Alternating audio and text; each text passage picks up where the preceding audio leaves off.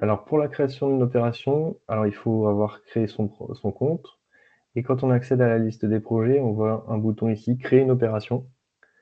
Donc on clique dessus et on tombe sur le formulaire de création qui se déroule en 3 étapes. La première, ça permet d'identifier le projet. Mon opération, on y met le nom qu'on veut, hein, le nom commercial ou la description de ce qui va s'y passer. On définit un type, donc il y a une liste assez importante là déjà, mais éventuellement il y a l'autre si nécessaire. Donc je vais prendre résidentiel collectif pour commencer.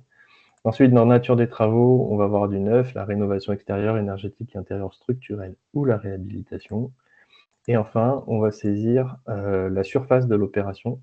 Alors, ce qu'on entend par surface de l'opération, en fait, c'est la surface de tous les planchers bas et les planchers hauts qui servent de toiture.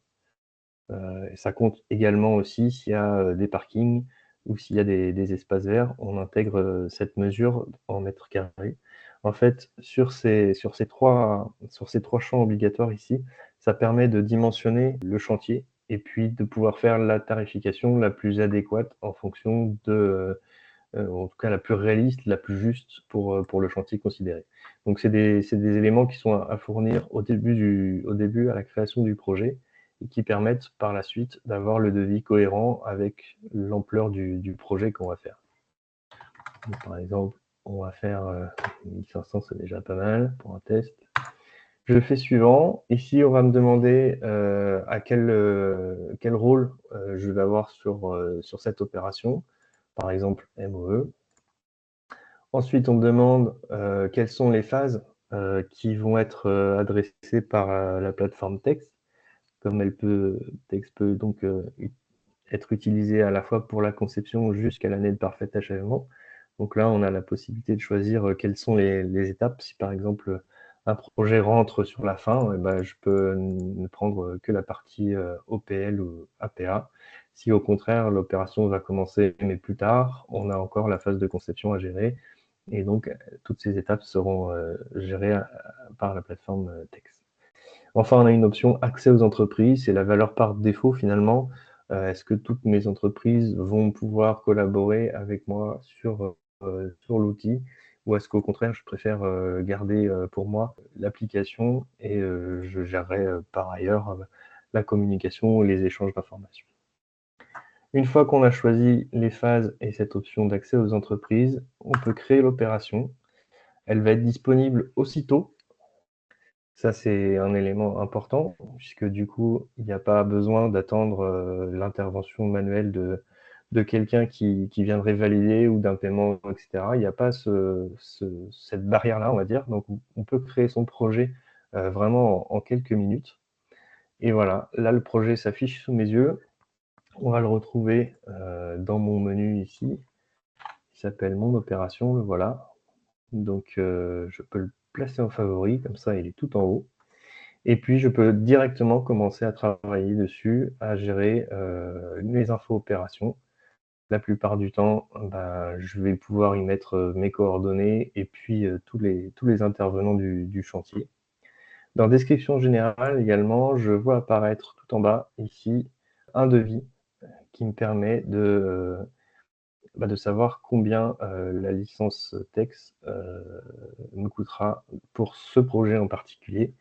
Comme on peut s'adresser avec Tex des tout petits chantiers comme des très grands chantiers, on a une tarification qui va qui va s'adapter en fonction du chantier, que ce soit un remplacement de toiture ou un quartier entier avec une RSS, des commerces et des logements. Voilà, le prix s'adapte au plus juste pour chaque projet. Et donc ce devis, je peux le consulter, bien entendu. On a le détail des différents modules que j'ai choisis et puis le montant. Il y a hop, plus les coordonnées bancaires pour effectuer le paiement et, et on dispose de 15 jours pour valider ou non ce devis. Donc 15 jours pendant lesquels il est possible d'utiliser l'application avec toutes les fonctionnalités pendant 15 jours. Et puis au bout de ces 15 jours, le projet la licence provisoire va expirer, à moins d'avoir évidemment pris contact avec notre équipe et d'avoir traiter le devis. Donc pendant ces 15 jours, vous pouvez compléter les informations, tester, faire des exemples, etc. Vraiment, tout est disponible tel que vous l'aurez une fois que vous serez en vitesse de croisière pendant votre chantier. Cette période, c'est une période on va dire par défaut. S'il y a davantage de questions sur la gestion du projet, de la vie complète d'un projet jusqu'à son archivage, c'est des questions qui relèvent plus des aspects commerciaux ou d'un contrat cadre qui permettrait de structurer de manière un peu plus importante le travail d'une entreprise ou d'un groupe, bah, il est toujours possible de nous contacter. Dans le besoin d'aide ici, on a la possibilité de contacter le support, soit par mail, soit par le numéro de téléphone, et de contacter ou de se faire appeler par un commercial pour exprimer ses demandes, ses questions, et puis en savoir plus sur la facturation ou le fonctionnement de Tex. Et combien d'opérations est-ce que je peux créer, avec une licence, de Tex?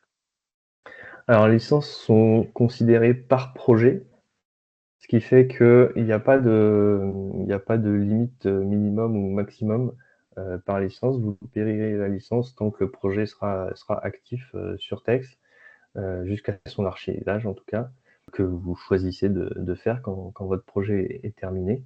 Donc il n'y a pas de min ou de max, c'est vraiment projet par projet. Si jamais sur une année, vous avez 4 projets qui vous tombent dessus, et ben, tant mieux pour vous. Vous avez la possibilité de créer vos 4 projets et de payer au plus juste chacun de ces projets. À l'inverse, si pendant une période, vous n'avez plus de projet, et ben, vous payez uniquement les opérations qui sont encore en cours, mais il n'y a pas de frais supplémentaires ou de frais perdus dans le mode de comptage des licences.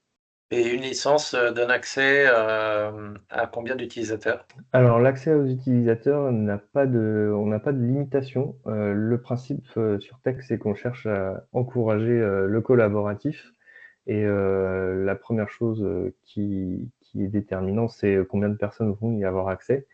Donc l'accès aux entreprises qu'on a abordé au préalable, avec la possibilité lot par lot de définir si le lot a accès ou pas à Tex. Ces options-là, on peut mettre autant d'intervenants que nécessaire.